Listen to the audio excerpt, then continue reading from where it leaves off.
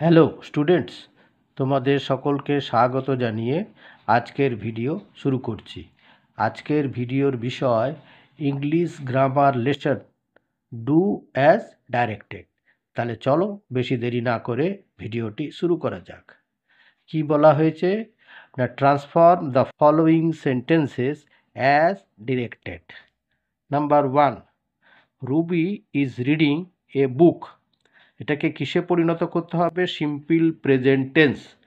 Simple present টেন্সের স্ট্রাকচারটা আমরা কি জানি? সাবজেক্ট, তারপরে হচ্ছে ভার্ব, তার সাথে এস বা es, third person singular number হলে ভার্বের সাথে এস বা ইএস যোগ হয়, তারপরে অবজেক্ট। তাহলে এখানে সাবজেক্ট রুবি, ভার্ব হচ্ছে রিডিংটা হচ্ছে মেন ভার্ব হচ্ছে রিড মানে পড়া, তার রিড যেহেতু এটা থার্ড পারসন সেজন্য হলো রিডস, রিডটা হয়ে গেল এস যোগ হলো রিডস, তারপর অবজেক্টে বুক। ঠিক আছে। নাম্বার 2 বলা হয়েছে we have completed the job. এটা কি করতে বলা হয়েছে না, সিম্পল পাস্ট টেন্স, এটা পাস্ট টেন্সে করতে হবে। তাহলে এক্ষেত্রে রূপ হলো সাবজেক্ট, স্ট্রাকচারটা হলো সাবজেক্ট, তারপরে V2 মানে past form of the main verb plus object. আবার বলে দিচ্ছে এক্ষেত্রে হবে subject plus past form of V মানে ভার্ব মানে V2 রূপ আর কি, তারপর অবজেক্ট। তাহলে এখানে উই হলো উই, আর হ্যাভ কমপ্লিটেড এটাকে কিসে করতে হবে? কমপ্লিটেডের কমপ্লিটটা তার যে V2 রূপ সেটা হচ্ছে কমপ্লিটেড, সাথে সেটাই বসলো, তাহলে উই কমপ্লিটেড তারপরে দ্য জব। নাম্বার 3 বলা হয়েছে he was playing in the field. এখানে কি করতে বলা হয়েছে না, প্রেজেন্ট পারফেক্ট টেন্স। ঠিক আছে।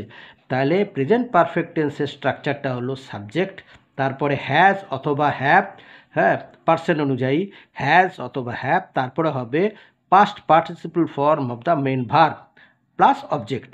তাহলে এইখানে হচ্ছে এখানে হিটা হি হলো, আর এইখানে প্লেটা থার্ড রূপ হচ্ছে V3 বা পাস্ট পার্টিসিপল রূপ হচ্ছে প্লেড, তার আগে বসবে হি এর সাথে হ্যাজ, হি এর সাথে কি হলো হ্যাজ, তাহলে হি হ্যাজ প্লেইড, তারপরে অবজেক্ট ইন দ্য ফিল্ড। আচ্ছা, number 4 we shall do it carefully. এটা হচ্ছে প্রেজেন্ট পারফেক্ট টেন্স, এটাকে প্রেজেন্ট পারফেক্ট টেন্সে করতে বলা হয়েছে ওই রকমই।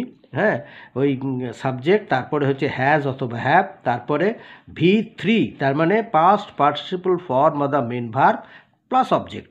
তাহলে এখানে উই, এখানে ডুটা হচ্ছে ডান, থার্ড রূপ হচ্ছে ডুয়ের থার্ড রূপ হচ্ছে ডান, আর উইয়ের সাথে হ্যাভ, তাহলে we have done it carefully. ঠিক আছে। Number 5 most people want piece.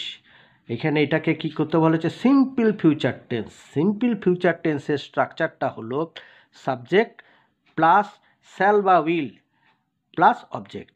Subject তারপরে হবে শ্যাল মানে পার্সন অনুযায়ী কি হবে? শ্যাল অথবা উইল, তারপরে হবে অবজেক্ট। তাহলে এখানে হচ্ছে মোস্ট পিপল, এখানে উইল, মোস্ট পিপলের সাথে হবে will want peace, most people will want peace. আচ্ছা, নাম্বার 6 বলা হয়েছে he wrote the answers. Simple present tense. Simple present tense তো আগেই বলেছি যে সাবজেক্ট হবে, তারপরে ভার্বের সাথে ভার্ব, যদি সাবজেক্ট থার্ড পারসন হয় তাহলে ভার্বের সাথে এস বা ইয়েস হবে। এইখানে ভার্বটা হচ্ছে রোট V2 রূপ, তার V1 রূপ হচ্ছে রাইট, তাহলে রাইটের সাথে ইএস যোগ হবে, এস নয়। তাহলে এখানে সাবজেক্ট হি, যেহেতু থার্ড পারসন সিঙ্গুলার নাম্বার তাই হলো রাইটস, তারপর object the answers. Number 7 the boy was helping the man. তাহলে এটা প্রেজেন্ট পারফেক্ট টেন্স। এরকম এখানে হেল্পিং থেকে হবে হেল্প V1, তার থার্ড রূপ হচ্ছে হেল্পড HELPED, আর এখানে দ্য বয়, তাহলে যেহেতু থার্ড পারসন সিঙ্গুলার নাম্বার সেখানে হলো হ্যাজ, দ্য বয়ের সাথে হবে হ্যাজ সিঙ্গুলার নাম্বার বলে, তাহলে দ্য বয় হ্যাজ হেল্পিং এ থার্ড রূপ help the man. Last Riya is writing a letter.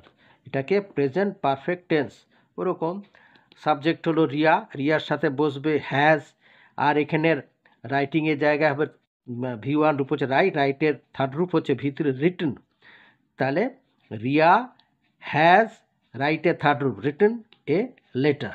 ঠিক আছে। আচ্ছা।